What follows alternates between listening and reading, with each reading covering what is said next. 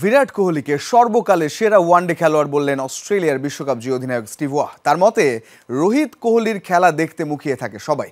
এই অজি কিংবদন্তি মনে করেন বিরাট কোহলির মতো ক্রিকেটার এক প্রজন্মে একবারই আসে। তাই তো রোহিত কোহলি ভক্তরা তাকিয়ে 2027 ওয়ানডে বিশ্বকাপের দিকে।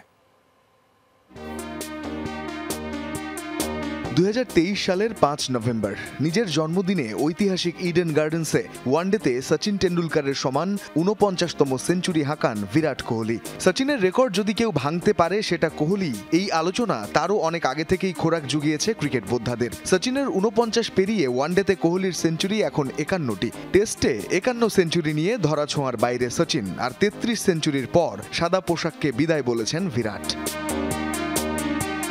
আন্তর্জাতিক ক্রিকেটে 3 ফরম্যাট মিলিয়ে সর্বাধিক 34,357 রানের মালিক টেন্ডুলকার। কোহলির 27,673। ওয়ানডে ক্রিকেটেও এখনও সচিনের চেয়ে 1004 রানে পিছিয়ে কোহলি। তবে টেন্ডুলকার যেখানে খেলেছেন 452 ওয়ানডে ইনিংস, সেখানে কোহলির ইনিংস সংখ্যা 292। এর বাইরে ম্যাচ জেতানো বা ইম্প্যাক্টের হিসাব তো আছেই। অস্ট্রেলিয়ার বিশ্বকাপজয়ী সাবেক অধিনায়ক স্টিভ ওয়ার মতে বিরাট কোহলি সম্ভবত সর্বকালের সেরা ওয়ানডে খেলোয়াড়।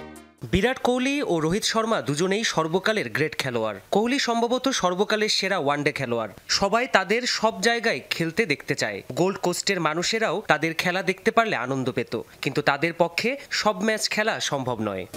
অস্ট্রেলিয়ার বিপক্ষে সবশেষ ওয়ানডেতে রোহিত কোহলি জুটি দেখিয়েছেন ব্যাটিংয়ের ঝলক। টি-20 থেকে অবসর নেয় রোহিত কোহলিকে মাঠের ক্রিকেটে মিস করছেন ভক্তরা। ভারতীয় ক্রিকেট এখন নতুন তারকায় ঠাসা, তবে 22 গজে ব্যাট হাতে রোহিত কোহলি জুটির রোমাঞ্চ উপেক্ষা করার সুযোগ নেই। যতদিন তারা ভারতের হয়ে খেলছে এটি অসাধারণ বিষয়। ভারত এখন আধুনিক ক্রিকেটে অভ্যস্ত।